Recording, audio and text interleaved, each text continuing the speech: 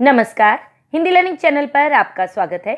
आज आशिमा महाजन Hindi learning channel पर लेकर आई है क्लास 10 क्षितिज कोर्स ए एक कहानी ये भी चैप्टर नंबर 14।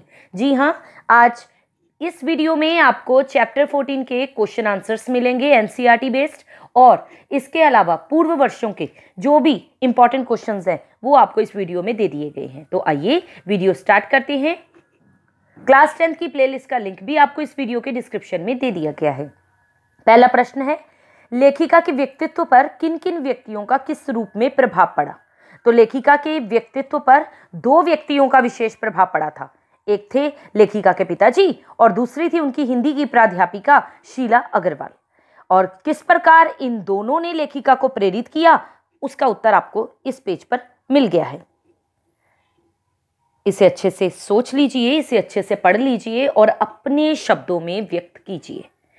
सेकंड, इस आत्मकथ्य में लेखिका ने पिता के रसोई को बटियार खाना कहकर क्यों संबोधित किया है? क्योंकि बटियार खाने में हर समय क्या पकता है? रोटियां पकती हैं।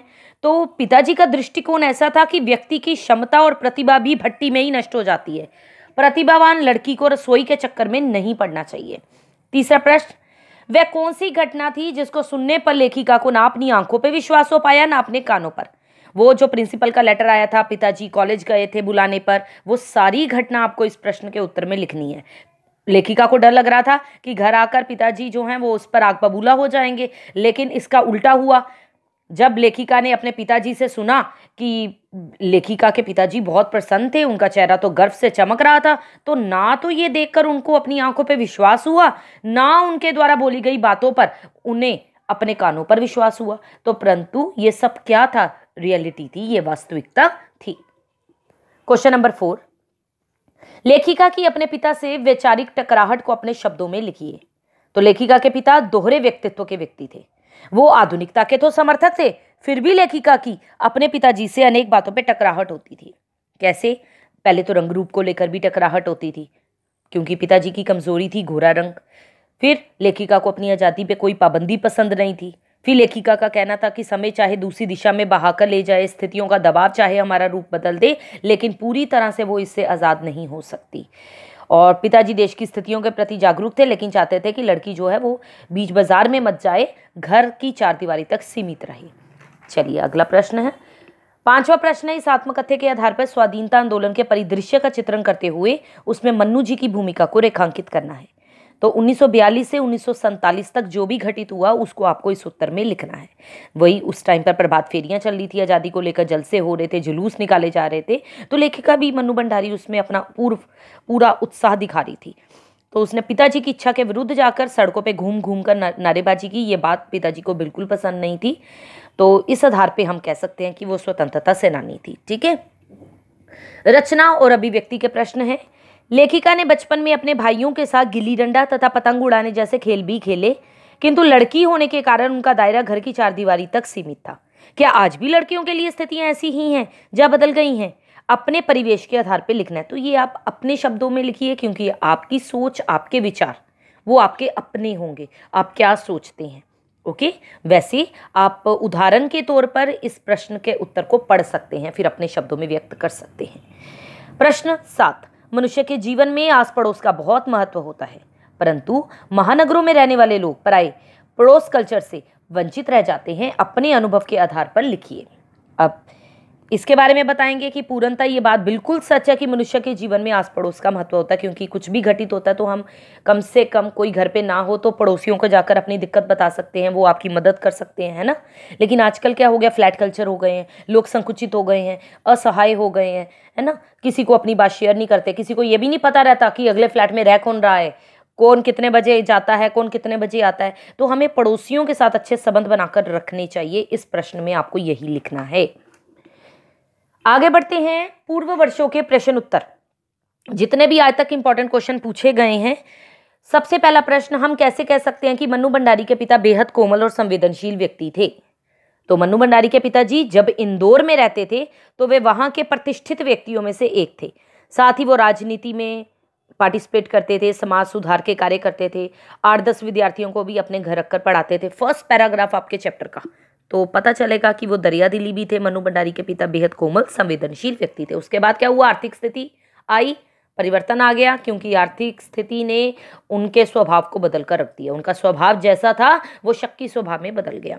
पाठ के आधार पे मन्नू भंडारी की माँ के स्वभाव की विशेषताएं बतानी है। तो माँ, उनके लिए जो माँ थी कभी आइडल नहीं बन पाई थी। भले ही माँ में धरती के समान धैर्य था, सहनशीलता थी, लेकिन फिर भी मन्नू भंडारी के लिए वो एक कहते हैं ना आइडल पर्सन, आदर्श, वो नहीं बन पाई थी। उसके बारे में ये सारा आपको लिखना है।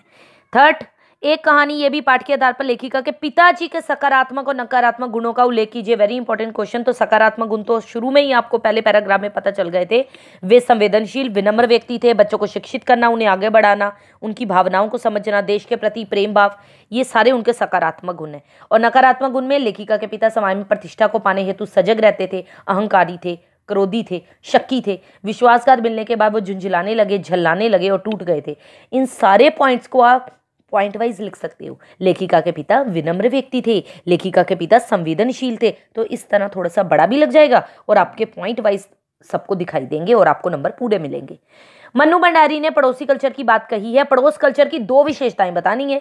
तो आधुनिक युग में लगभग पड़ोस कल्चर तो गायब हो गया है। लेखिका मन्नू भंडारी के समय में घर की दीवारें घर तक ही सीमित नहीं होती थी, बल्कि पूरे मोहल्ले तक फैली रहती थी। मोहल्ले के किसी भी घर में जाने पे उन्हें कोई पाबंदी नहीं होती थी। यही तो कारण था कि उसने जितने भी कैरेक्टर अपने इस पाठ में लिए हैं, जैसे महाभोज उपन्यास था, उसमें भी उन्होंने अपने पड़ोस के पात्र को ही लिया है। तो पड़ोस में होता क्या था, सभी बच्चे एक साथ खेलते थे। लड़कियों के खेलों का दायरा घर के आंगन तक था, जबकि लड़कों की गतिविधियों का दायरा जो था वो घर के बाहर भी था। मन्नू भंडारी की मां त्याग और धैर्य की पराकाष्ठा थी, फिर भी लेखिका के लिए आदर्श न बन सकी। क्यों? क्योंकि हमेशा क्या करती थी, वो अपने बच्चों की डिमांड पूरी करती रहती थी। जिसकी जो भी इच्छा होती थी उसकी इच्छा को पूरा करती रहती थी। पिताजी की झिड़कियां सहती रहती थी, क्रोध सहती रहती थी, कामती रहती थी, थरथराती रहती थी और पिताजी की भी हर जिद को मानती थी।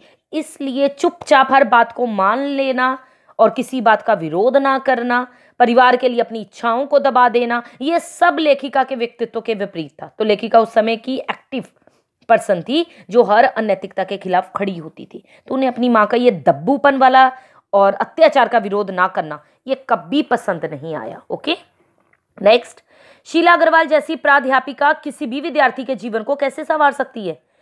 भाई, शीला अग्रवाल ने तो इनकी लाइफ को चेंज करके रख दिया। साहित्य के लिए तो प्रेरित किया ही, साथ ही साथ जो भी सामाजिक आंदोलन हो रहे थे उस टाइम पर, जो भी गतिविधियां एक्टिविटीज हो रही थी, उसमें पार्टिसिपेट करने के लिए भी इन्होंने ही प्रेरित किया था। किसको? लेखिका मन्नू भंडारी को। तो कहा जा सकता है कि शीला अग्रवाल जैसी अध्यापिका किसी भी विद्यार्थी के जीवन को संवार सकती है।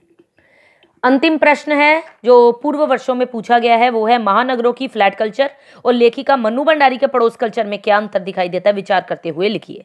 तो महानगरों के फ्लैट कल्चर में जीवन केवल अपने तक सीमित होकर रह गया है। यहाँ रहने वालों का एकाकीपन यानी कि अकेलापन प्रिय लगता है। किसी को भी किसी से कोई मतलब नहीं। ऐसा जीवन असुरक्षित है, असहाय है। और इसके विपरीत जो परंपरागत पड़ोस कल्चर है उसमें घर की दीवारें पड़ोस तक फैली हुई थी। जीवन केवल अपने तक सिमटा हुआ नहीं था, सब अपनत्व के बंधन में बंधे हुए थे, अपनेपन के। उनका जीवन ज्यादा आनंदपूर्ण था, ज्यादा सुरक्षित था। पार्ट 2 लेकर मैं जल्दी उपस्थित होंगी, जिसमें मैं आपको कहानी का सारांश भी समझा दूंगी और साथ में MCQ भी दे दूंगी। ओके, इस वीडियो को मिलते ही लाइक कीजिएगा, शेयर कीजिएगा दोस्तों के साथ, और अगर कोई चीज समझ में ना आई हो कमेंट कर दीजिएगा। Okay students, good bye, take care.